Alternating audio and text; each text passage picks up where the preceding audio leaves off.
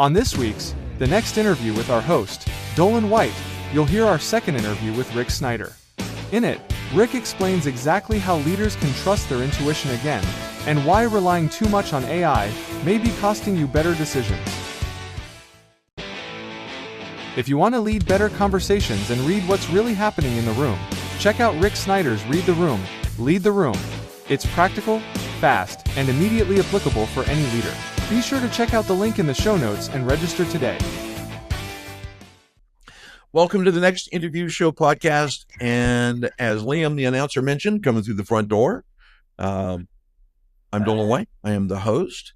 And every podcast starts with a couple of things. It starts with the fact that I'm honored to be in a position in my life to have conversations with some brilliant leaders and individuals who are out there who don't make it up, who actually are doing it and living the experiences, which is substantively different than some of the folks that reach out and say, "Hey, I can help you," and they've actually never done it. But today is no exception. Rick Snyder's on. Rick is CEO. I'm not even going to read your bio because you've been here before. Rick is CEO of Invisible Edge, and we've got a lot to talk about. This is just as a point of gratitude. First of all, thank you for being here. Thanks for having me. It's 9:00 in the morning. Here we are on the West Coast, and this is two things are happening. You are my first repeat guest, and reached out and said, "Hey, dude, I want to do it again." And it's like, yeah, we promised each other we would continue this conversation. It's true. And my first 9 a.m. podcast. So I've got my coffee right here. I'm ready. I'm ready to go. So I'm so happy to have you, man. Glad to see you again, and glad to have you on the podcast.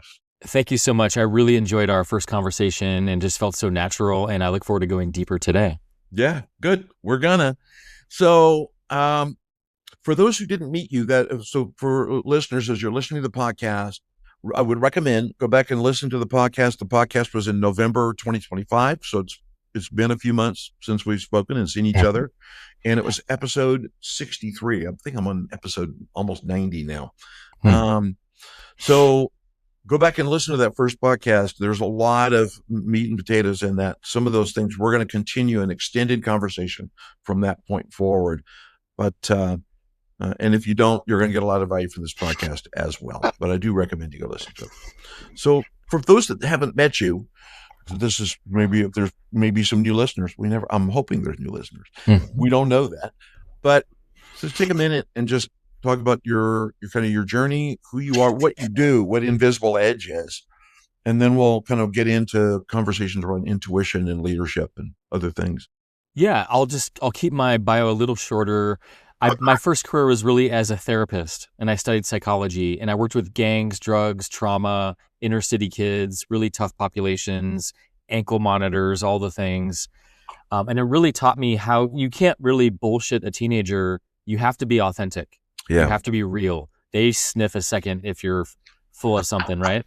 Yeah. And so it really helped me sharpen my blade on how do I reach challenging populations, challenging personalities, people with trauma, et cetera. So it was really informative for me as a leader, as a business person, as a human being to learn how to do that. And so then I eventually discovered coaching in the coaching space in San Francisco at that time. And then eventually business coaching. I was an E-Myth business coach for 7 years.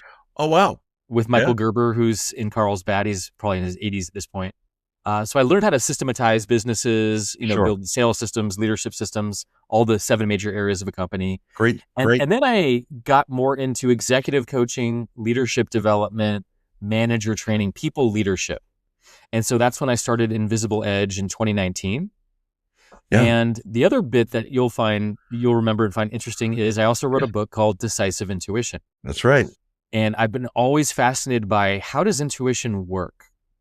How does it work even from a neuroscience perspective, our neural network? How do we receive information? What do we do with that information? Right. How is it faster than rational, logical thinking, which is actually a lot slower? And how do we know when to trust it? When are we leveraging that in our companies and our decision making? So that's where I wrote the book, and I interviewed top leaders about how they're using their intuition to make decisions, times when they didn't listen to it and what happened. And that became fascinating, and that added to mapping out how it works And most importantly, how do you develop intuitive intelligence for leaders and teams? So that's been our focus for the last 7 years. We also really do a lot of just leadership development, executive presence, manager training, all the things that you would assume. But I think why we're talking today is we recently came out with a program called Read the Room, Lead the Room, which is a video course workbook, but it's also a workshop. But most importantly, I think it's our most accessible program on how do you train nonverbal communication, being able to source out what's happening in the room, and then what do you do with that information? Yeah, I love that. And listeners, as you came into the podcast, there was a bumper on the start of the podcast about this course and this program, and I've had the chance to look at it, and I've read the workbook and looked at the content. I would recommend check the show notes, go check the link, and go look at this program. It's an easy entry program, both from a time perspective and an economic perspective. So go take a look at the program. There's a lot in there. And it's funny you mentioned that, Rick, because one of the things that kind of came to mind before we kind of get into more about intuition and stuff is I was blessed in my career. I spent 14 years traveling all over the world. In those days, I was in the software industry, and I was teaching what we used to call professionalism to engineers. And it went everywhere from how to dress, what you needed to look like, and that, yes, you needed to iron your shirt, and little kind of, there was the thing called the gig line. Your buttons don't need to be over here they need to be in a straight line, in your shoes.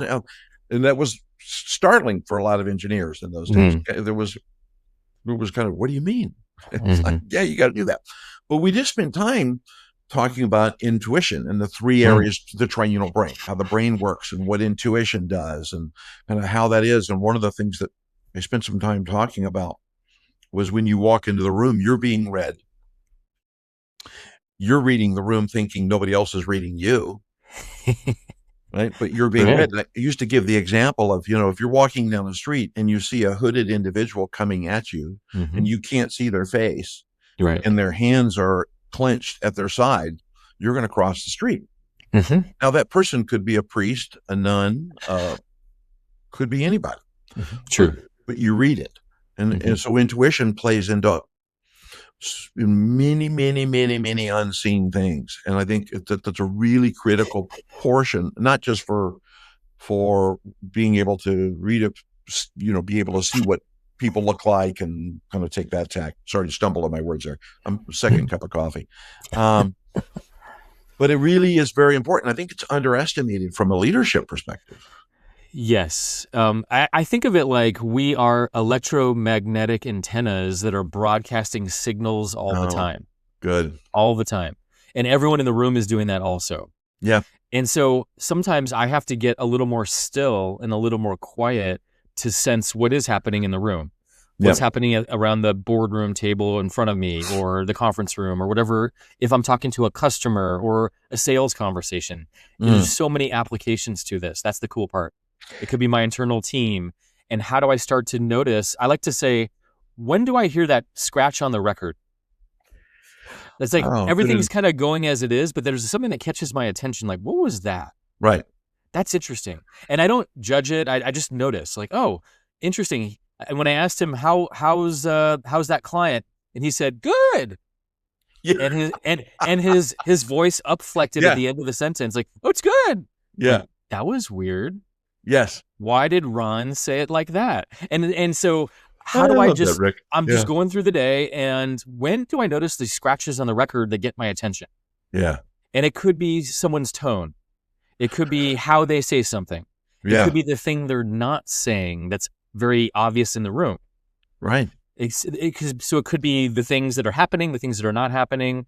But how do I listen for congruence? How do I listen for, okay, what am I sensing before I speak? And a lot of leaders don't do that.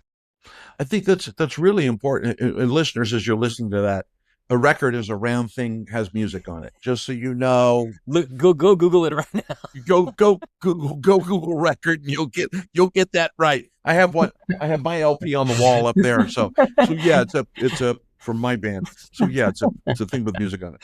But I love that because I think there is that's a really important point, which from an awareness perspective.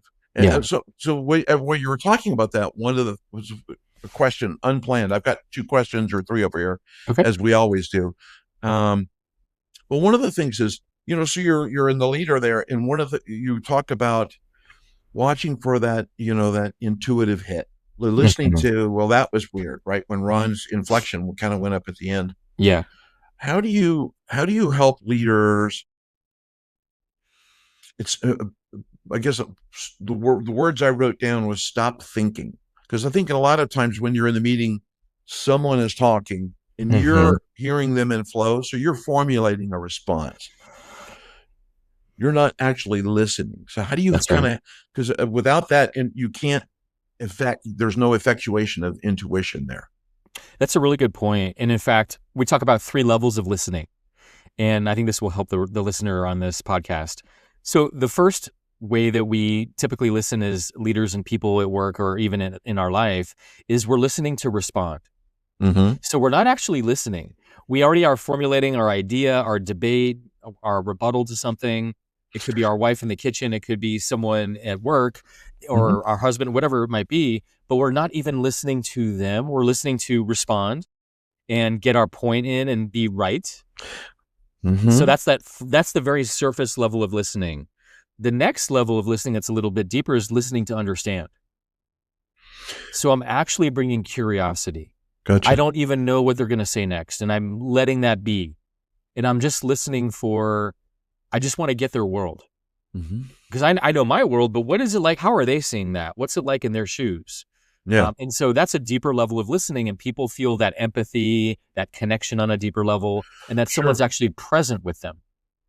The first one we talked about, people are not present. They're just looking for their response. Yeah. This one is listening to understand. It's a different quality of listening. The third one that is even more rare is, how do I listen for these invisible signals? Am I listening for how they're saying something? Am I listening for certain kinds of emotions that are coming through? Am I listening for pauses that get my attention or hesitation? Yeah. Am I listening for certain, it could be their face or body language that is either enhancing or going against what they're saying? Yeah. And that it becomes incongruent. And that's just interesting. So am I listening on that deepest level of, are they actually saying what they mean what they say? Are they congruent? Or is the record scratching left, right, and center? Right. And I'm noticing that. Right. And that's where politicians and the media have really exposed that more than anything, where we see and feel the lies and the falsities and the exaggerations more than ever. I think we've gotten savvier as a culture because of that. Yeah, I think it's fascinating you say that.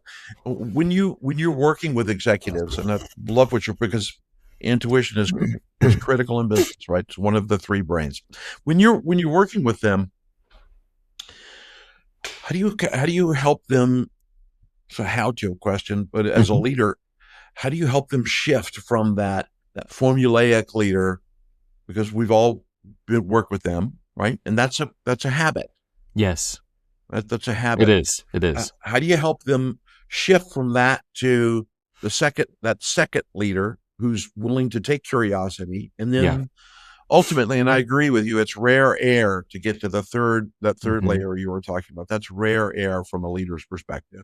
Yes. How do you kind of help them get through those steps? And I'm sure it's inconsistent, but if the leader's listening, what tips can they do?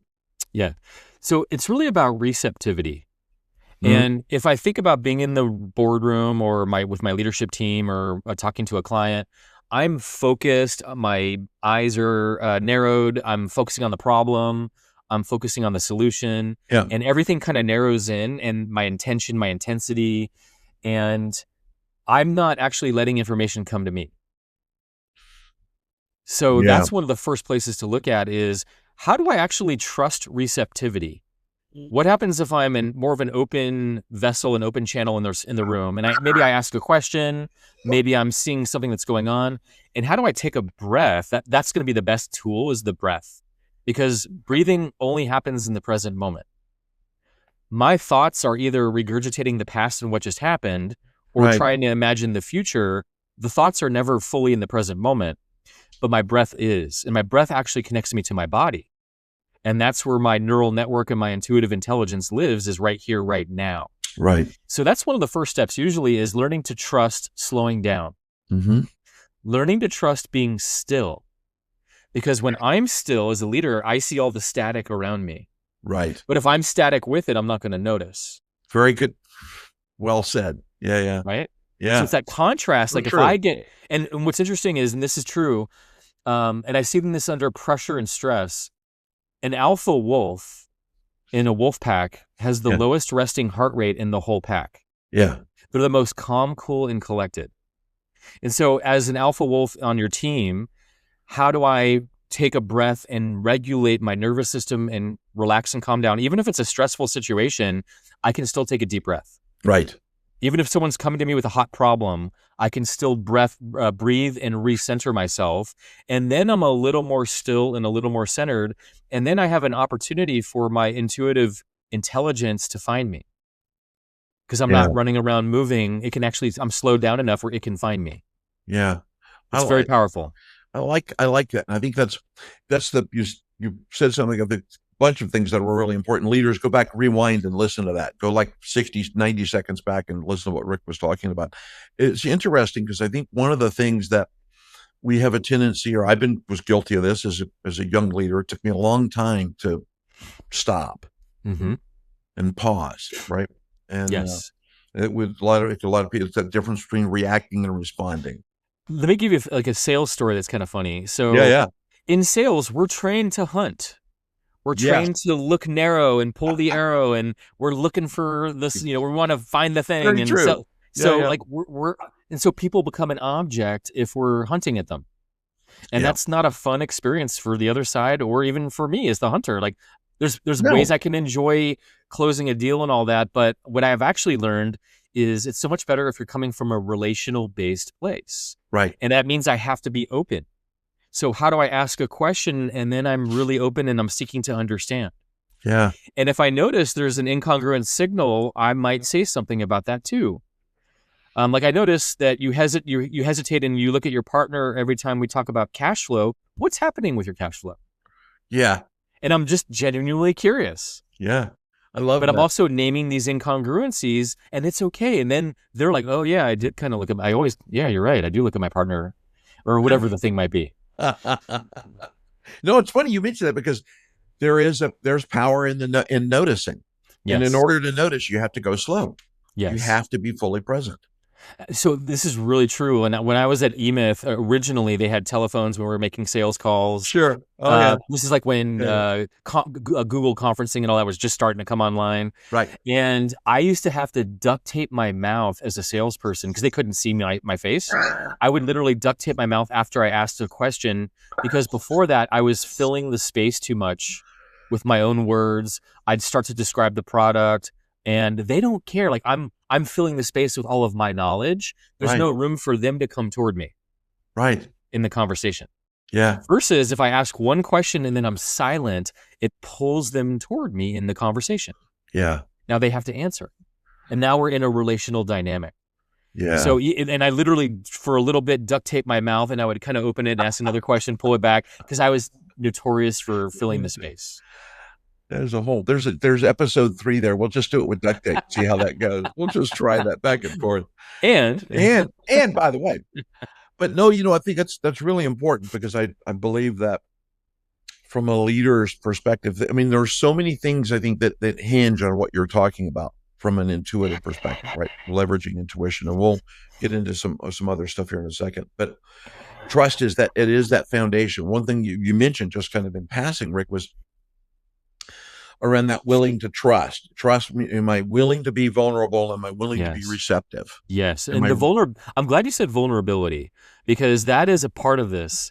If I'm not leading with some vulnerability, and even not knowing something is vulnerable. Yeah. Can I stand in not knowing something versus I feel like I need to know everything? And that's the ego, right? Of like, I need to know everything. I need to be the expert. And as you get higher in a company, it's easier to get that expert mindset versus that beginner mindset. Right. Yeah, very so much. The vulnerability is huge, and that allows people to get closer to me also. Yeah. I think that's important. And that's one of the things is when I would talk to my team about, we would call having an entrepreneurial mindset, Yes. which is be willing, which is, you don't know. It is that think like a child. I don't know. I'm going to go figure it out. And I'm willing to accept the fact that I don't know. And I think you kind of touched on it when you talk about egoic, from the egoic side. There's the myth that as I'm elevated inside the body of an organization and my title changes and my role, job description changes, which is not my role, that those things kind of accompany me as I go along. I need to square up and be more stoic as I move through this. I need to appear as if I know it all. Yes. Yeah. And I have to say, my very favorite CFOs, my favorite CTOs are the ones that are somehow able to still be curious, still ask questions, still be open to not knowing. Yeah. And it's a little more rare, but when they are like that, it's like, wow, that's a real leader. Yeah. Yeah. Because you get into a technical area, you're supposed to be the expert on all the things. Right. But the people who are really confident are okay saying, yeah, I don't know that. Let me get back to you on that, or let me find out. Yeah. Yeah. Let's give me a moment. I know who knows. Let me call that person. Yeah. I know who That's knows. great. So in this, one of the things we talked about before we hit go, I'm having many conversations around AI. Although AI is not a new topic, it's a new topic in a lot of ways. And I think most of it because a lot of it's commoditized, right? You can do AI free on a bunch of different places.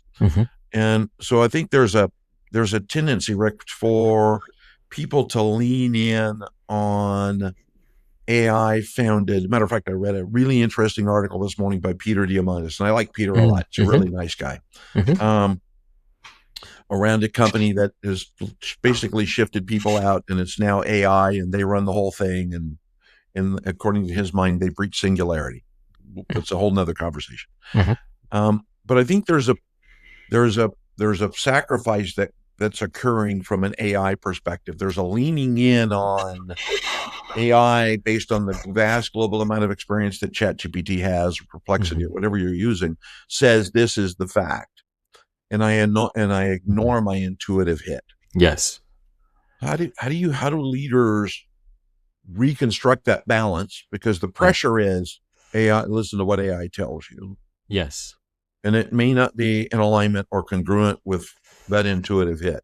Yeah, there's kind of a messy marriage going on here with human laziness and sorry. Yeah, it's like human laziness and AI hallucinations. Yeah. So on the human side, like we get lazy where we want the shortcut, we want the hack, we want the shortcut to do something, and like cheating on our homework in high school. Like, kids are using it in school, we're using it in business, but it's an easy hack. And the problem is it can outsource our critical thinking and our intuitive thinking and our strategic thinking if we lean on it too much early on in a process. And then the other side is AI still hallucinates. It still can make things up. It will affirm you as the user and give you a positive bias on everything that you're saying. And so you can't really trust its objectivity 100%. Right. So there's two big areas there where there's going to be some gaps. And so that is an important area where are we outsourcing our leadership and our intuition too much? I do think there is a healthy balance. There's a healthy relationship that's possible. There's a ways to use the tools and the intelligence in a rightful way. Sure. That's helpful. And where am I as a leader outsourcing too much to AI? And a lot of us kind of know that on some level.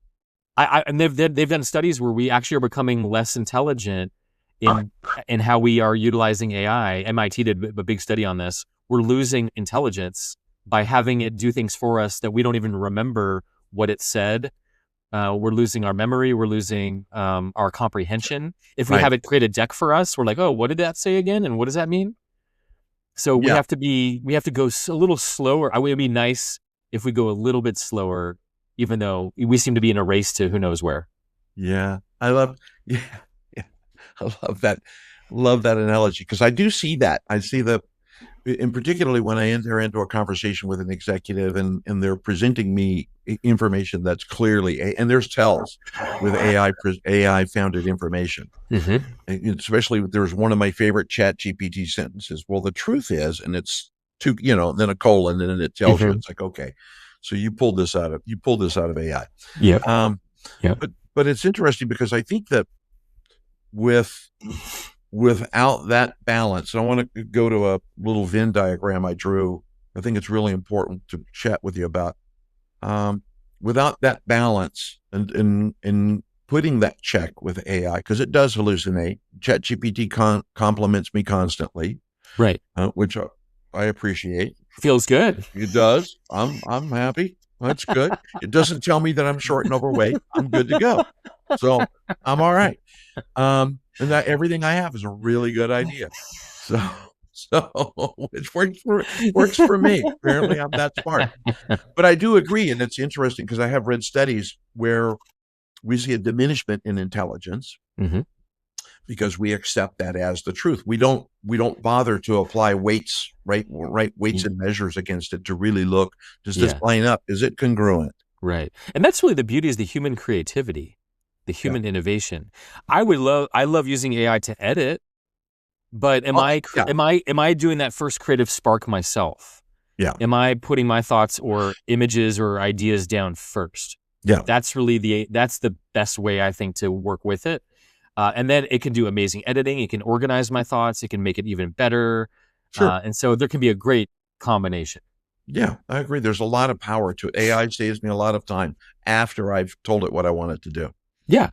So one of the things that you were talking about, I just want to maybe explore just a moment, is from an intuition perspective, there are things that occur from a leadership perspective, from a thinking point, right? There's strategic thinking, there's tactical thinking, and then there's intuitive thinking. Mm-hmm. And we'll set the AI data side apart, but kind of thinking about it from kind of a Venn diagram, I think the leaders tend to lean in on, there's the three layers: vision, strategy, tactics. I'm going to go, right? Without that intuitive layer playing in there. So how do you, when you're working with your clients, how do you kind of help them unwind that or talk with them about the integration of intuition into the conversation? I don't think we talked about that last time. Yeah. Let me kind of come from a different angle and then we'll come back to this. And so the whole point of why we even created Read the Room, Lead the Room is to solve three problems of where people get stuck from living from their intuitive intelligence. Okay. And this will talk about the integration piece. So the first one is, how do you help leaders separate signal from noise? Awesome. Right? So how do I even know when I'm getting an intuitive signal? Or is it just my impulse, my impulsiveness? Is it my emotional reactivity about something? Maybe I'm just afraid. Is that really a no, or am I just afraid? And so how do you separate signal from noise is very important because we all get intuition in different languages. Yeah. It comes to us in different ways. So how do I understand my signals is step number one. The second thing we solve for is, I know my signal. I don't really trust it yet. I'm not grounded in trusting my intuition. Interesting. And these are the people that all of us have examples of, man, I wish I'd listened to that. Sure. Oh yeah. Why didn't I really take an action on that? And so that's the second bit is, how do I start trusting and having more conviction in what I sense to be true? Right. Or ask the right question or whatever that is, versus outsource it to the other influencers in the room or even the data on the spreadsheet as, well, that must be right. That's what ChatGPT told me. Yeah. But is that really true? And then thirdly, the third place we get stuck is, how do it's like, I know my signal. I know what I'm sensing. I don't want to have that conversation. So how do I put the intuitive intelligence into action and to integrate it into my life by having sometimes the brave conversation or ask the brave question that often I might be afraid to ask or put out there. Right. And so these are the places we get stuck. Like, I might know what I'm feeling. I might know the right answer, but I don't want to say that to my boss or to my partner or whatever it might be. Right. So when they're, as they're kind of heading into that moment, and intuitive conversations are tough to have. It's funny you mentioned that. We were talking about a conversation I was in this morning, and that specifically was the nature of the conversation, was the willingness to have a tough conversation. Yes. That we were having our conversation about. And the necessity not to avoid that. Yes. Right. Yes. In some approaches to do that. So I'm really kind of curious because I do think we have a flaw as humans. And you mentioned that we want to be liked. Oh, for sure. Yeah. We do. Yep. We want people to like us. Very few humans out there don't care about that. Right. And because of that, those tough conversations, there's a perception that I'm going to say this and you're no longer going to like me. Yes, that's right. How do you help that there's a precipice, I think, there that has to be crossed? How do you help people kind of get across that precipice? It's a good question. I like to say I'm a recovering nice guy.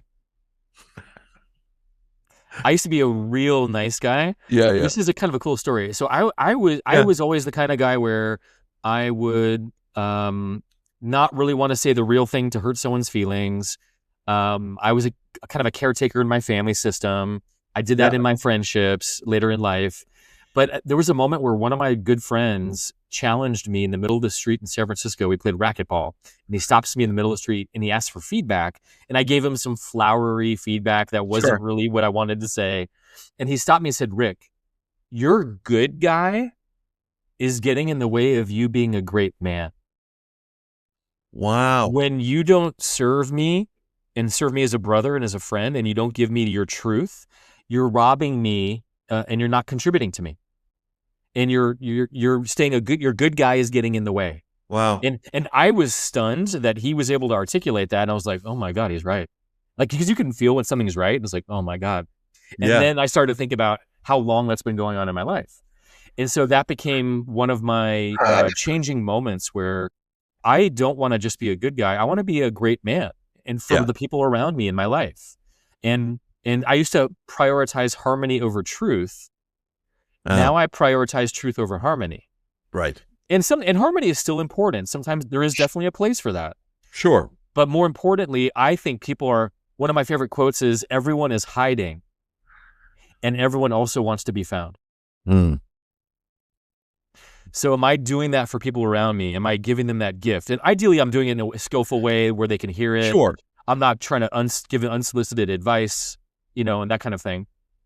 But I really think that's one of my gifts, and that's why people want to work with me, and even friendships, is because I'm willing to have real conversations with people, and people are starving for that in today's world. Yeah, and I think that's such an important part, Rick. I mean, there's an old colloquialism about putting lipstick on a pig. Mm-hmm. Yeah. Right, but it's still a pig. Damn right. You make it look, you can do all you want, but it's still going to be a pig. Yeah. And I think there is that art. There's a huge component that balances into that intuitive component, I believe, too. It is that willingness, and you going back to those 3 layers, right? Yeah. Am I thinking about the response? Am I really listening and opening with curiosity? That's right. Right. And are I actually becoming aware of what you're asking me? Yes. And where you're asking from. Yes. That's powerful. Yeah. That makes all the difference. Because I can ask a question, but am I asking out of insecurity? Am I asking because I really want to know something? Or am I trying to get you? And I'm asking from a interrogator lawyer place, or It's fascinating if I can tune into those levels, because where I'm coming from is even more important than what I'm saying a lot of the time. Yeah. You say that one more time. Yeah. Where I'm coming from when I ask a question is even more important than what I say a lot of times. Yeah. That's why a lot of times I'll say, if I notice someone's asking a question, but I could tell there's something else that they're not saying, I'll say, hey, what's the question behind your question? Yeah. That's what I'll say. Is hey, what's the question behind your question? I sense there's something else you're really wanting to get at, or where's this coming from? Yeah. And sometimes their eyes will go wide because they've never really been asked that. But that also helps them get clear about, oh yeah, where am I? What do I really want to know? Yeah. It's actually helpful. Yeah, I love that tip for leaders. Leaders, that's a really powerful tip. And it is, because I think one of the things that when we're kind of at the edge of that first domain of communication where I'm formulating a response and I'm willing to, maybe I'm willing to have a little bit of curiosity in there. I'm waiting just to get to I got it. Yeah. I want to go quick. Yes, me too. Right. I have to work through that patterning of wanting to solve the thing fast. Oh, you mean? Yeah. I have a person who reminds me of that in my house periodically. I'm not Good on her. Good on her. I want you to know that you listen. Okay. All right. Let me start over. So after 40 years, I still haven't learned that lesson quite efficiently yet. I'm working on it though. Someday I'll get That's the important bit. Yeah. I got 40 more. We'll see how that goes. So one of the things I think that leaders are fearful of, right? So intuition's a fearful thing. Can be. Yeah, because from a and particularly let me rephrase that. Intuition is not a fearful thing. It can be a fearful thing for someone who is learning to apply it, right? If this is new to if it's new, especially, it's a change to my paradigm, right? Yes. Anything that's a change can create fear. That's right. So I think one of the things leaders are, maybe going through their mind thinking, okay, so I'm listening to these two guys talk, or I'm watching the video on YouTube, and I'm hearing this, but this whole intuition thing sounds a little woo-woo to me. How do you help them kind of, and if I listen to my intuition, look, I've got facts and data and strategy and blah, blah, blah, blah, blah. I'm going to go do that. Right? And I think they are, maybe it's an incompetent intuitioner. Maybe it's someone who doesn't know they've been using intuition anyway. Right. How do you help pull that out so that that fear is abated and they learn that intuition really, it's a powerful tool? Yeah. One place I go to for folks who are a lot more left brain associated, like engineers, scientists, etc. Yeah. And I've actually done this with global lab leaders of a major corporation. And it was amazing because they understand science. They're scientists and they get it. Yeah. If you look at the scientific method, what's the first step? The first step is, I have a hypothesis. I have a hunch. What if we tried electricity this way? What if we tried this thing over here in this direction? Yeah. And so what does that come from? That's intuition.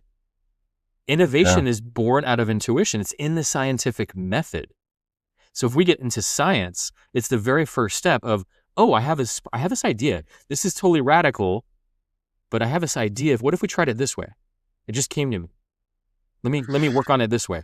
And it's and then we experiment and we test it out. And is that true? Does it really work? Does that, whatever kind of experiment it is. Right. And so it's in the science. It's part of our human creativity.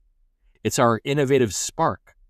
It's where we get our bigger ideas outside of our head. If we think our head and our brain is the most intelligent tool in the world, we got some egoic issues that we're going to be hitting and getting in the way. If I think my brain is the end all be all, wow. Right. And so there is a humbleness that comes from, okay, maybe there's higher order thinking that I can tap into in the field. It's when you look at field dynamics, even in physics, right? In quantum physics, there's the whole field. Like it's almost like it's like Google Cloud or like the cloud system, where I can get information from the cloud. Even you can do this collectively, where I can pull different data points collectively. If I just am relying on my rational hardware, it's going to be very limited. Yeah, that's really powerful because I think. And leaders, as you listen to this, one of my favorite books of all time is a book on quantum physics called The Dancing Woolly Masters. And when we think about that, from a quantum perspective, we are connected to more things than we could ever be possibly aware of. And intuition is a component of that. It's life experience plus the connectivity and the vibrational. There's a lot of things that get it. That's where it gets woo-woo, leaders, right there. We got a little woo-woo. And just to really emphasize this real quick is I actually don't even, I love that I have my brain. I love that I have my hardware. I love that I can rationally think and logically think and critically think. That's amazing. And it's not always the most useful tool for the problem at hand.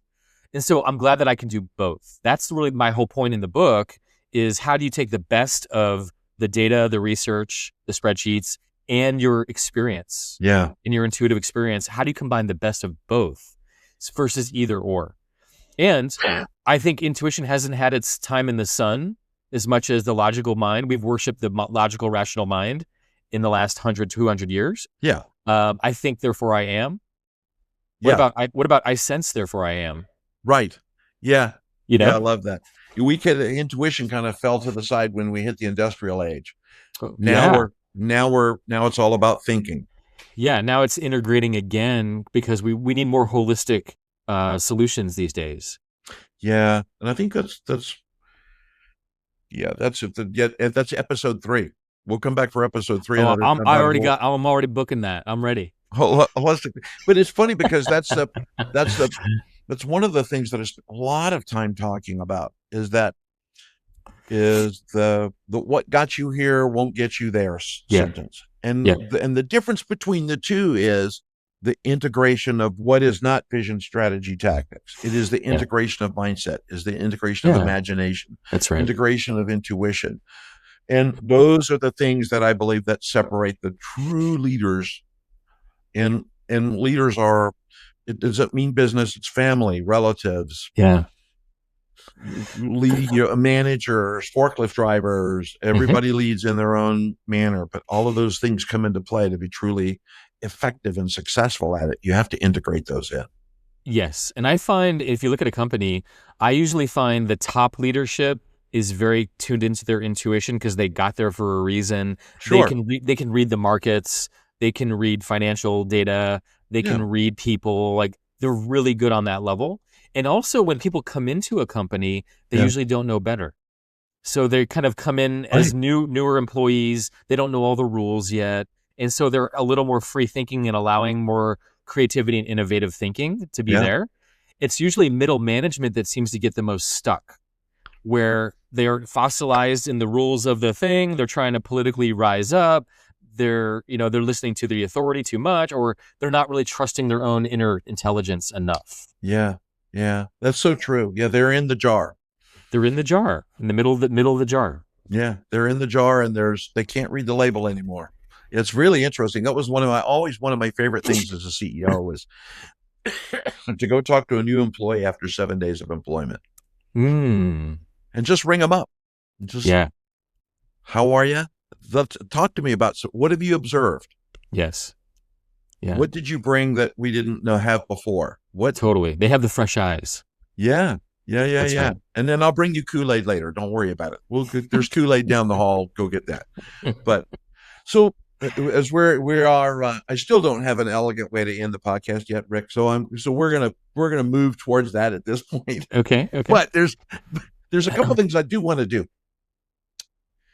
The very first thing is, we started by talking about the program, right? Read the room, lead, and great job on the content. Thank you. Just got to tell you, really, really good job on the content. I appreciate that. My pleasure. One of the things so if I'm a listener, and leaders and listeners, as you're listening to the podcast, I'm going to encourage you, go to the show notes, get the link. The link is there. Go there, look at it, download the workbook, get into it. One of the things that I really liked about it, Rick, was you made it really easy just to do it. Yeah. There's not a lot of impediments to it. Yeah.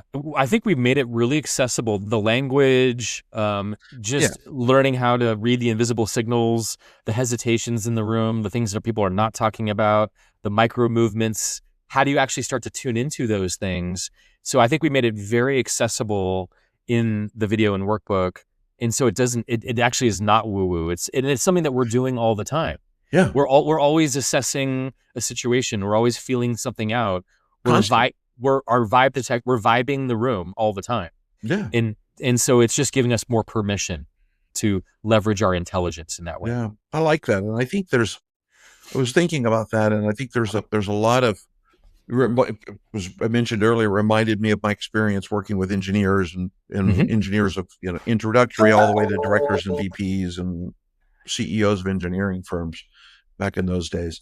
And it's one of those kinds of things I think that regardless of where you are, leaders don't get hung up on where you are because we tend to think hierarchically. I'm at this rank inside of the organization, therefore I've already learned how to read. Go take a look at the program, go get the program and sharpen your tools because we forget. Yeah, exactly. And just to think about how valuable is this for salespeople to read your customer or prospect? How valuable is this for customer service? Critically. Be able to tune into their need that they might not know how to articulate. Yeah. You know, so your leadership team, your product team, it's so valuable, and we're using it all the time, but we're not aware of that we're using it a lot of times. Yeah, very, very true. So I'm going to show notes, listeners. It'll be there. It'll be there at the bumper as well. One of the things that the other thing I wanted to ask is I know we talked about this on first podcast, but let's revisit this. The kind of clients that you work with, who, we're not all for everybody. Right. And who do you like to work with? What's that client like? Yeah, I would say it's the leader or leadership team that understands it's about growth, where it's not just about investing in our product. We have to also invest in our people. And so people who are already growth minded and realize if we're going to scale the company, the people have to be leading the tip of the spear. Right. And so that's really my favorite kind of person to work with. What does that typically look like in terms of actual projects and engagements? It's I would say three areas really quick. One is the founder who's in overwhelm and they don't know how to scale their business. Right. And they don't trust other people enough yet with their baby. And so they're wearing all the hats. And so they need some help to scale and make sure other people are doing what they're hired to do. Yeah. That's one area. Another one is the leadership team that's misaligned. And usually what happens in a company at some stage is you have the original leaders that are there, and then you bring in more experienced leaders as you scale, but there's often a tension between those two factions. Very much. In the group. So how do you align everyone in the same boat, rowing in the same direction? And those are conversations that need to happen out loud. Those are the invisible conversations that get in the way. Right. And then thirdly, you have managers who are promoted, but usually never trained. Right. So I'm the best coder in the world. Now I'm running a team of coders. I'm the best marketer. Now I'm running a team of marketers. So how do I learn to effectively lead my people? So we have programs on all those levels of leadership. Those are my favorite kinds of teams and leaders to work with. Yeah, that's awesome. And I love that because it is the gamut. I know there's a lot of coaches that have a tendency to work specifically at the executive level. Right. Which puts Band-Aid on a dysfunctional team. Yeah. So they have the ability that's why kind of that preamble at the beginning to work with people who've been there, done that, work through the body of the organization and can actually see it. There's always like one of the rules with my clients that I bring up. This is not about me, but this is your podcast, not mine. But one of the things about my thing, Rick, all the time is when an executive tells me their problem, remind them of rule number 1. That's not your problem. Yeah, exactly. That's great. It's something else, but we'll figure that out. It's a little more elegant, but and that's that place where we're all hiding, but we all want to be found. I love that. And as a coach, how do I whatever they're telling me, what's the real problem they're not telling me? Right. Yeah. So and then unpack that. Well, so we'll pronounce this episode as done, but just two things. The very first thing is, listeners, as you're listening to this, check the show notes. I'll have a link in there for Rick's book, how to reach out to him personally, his website, the program that we talked about, Read the Room, Lead the Room, and go take time to take a look at it. Because I remind you, leaders, you cannot do this alone. And our industry is broad from a coaching and consulting perspective. The industry is broad enough to know that you have to go find people who can help you, work with you create a relationship with you over a period of time for that specific thing that you're working towards. And so I would encourage you to reach out to Rick, have the conversation with him, and get to know more about who he is And to be guest number one who's ever done 2 episodes with me, says a lot about who Rick is. So I appreciate that. And last thing I'll share, because it's my biggest passion, we have the course that you talked about, but my favorite thing is we have a workshop where we get to do it live. So we can do it live with your team, with your group, with your circle. That's where this stuff really comes alive, is the nonverbal communication and all the stuff in the room. To do that in the room is the most powerful. So if that's ever inspiring for you and your team, let me know. That's very cool. Yeah. Would encourage teams to do that. Yeah. Get your team together. It's always fun when you get your whole team together. Yeah. Especially with people who've never met. That's true too. For sure. Only know each other through reputation. Those reputations can be, it's fun to bust some of those myths. So, that's right. That's right. Yeah. That's awesome. So I want to just again, in the same thing, we're going to end the podcast with gratitude. We started with gratitude and with gratitude. Thanks for hanging out with me this morning. Yeah, and I just want to say I so appreciate you have such a relaxed, intelligent listening style, and thank you for the tone that you set on this podcast. It's just so easy to converse, and we could do it for days. So I appreciate you. Thank you, man. Thank you very much. Well, I have an authentic desire. It's cool. It's one of the things after being a musician my entire life is you learn how to sing harmony. Yeah, right. Learn how to sing harmony. Nice. So, and thanks for having coffee with me this morning. But at least I had a cup of coffee. I don't know that you did or not. And speaking of harmony, thanks for making jazz with me today. Yeah, baby. There you go.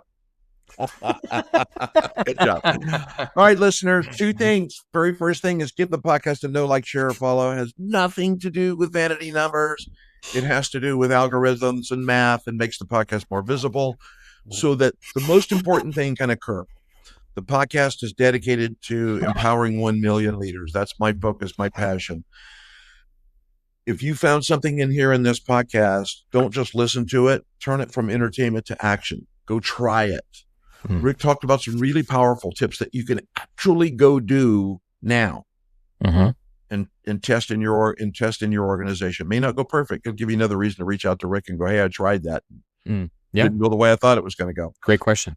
And then the second thing is share the podcast with a leader that may be having a challenge with their team, their organization, their family, their life, things that are going on in and around them with lessons that we talked about today. That's very important. It's all incumbent on us to help each other succeed. If we do that, we reach 1 million people, we empower them, we create a better world, which in turn creates better things for all others.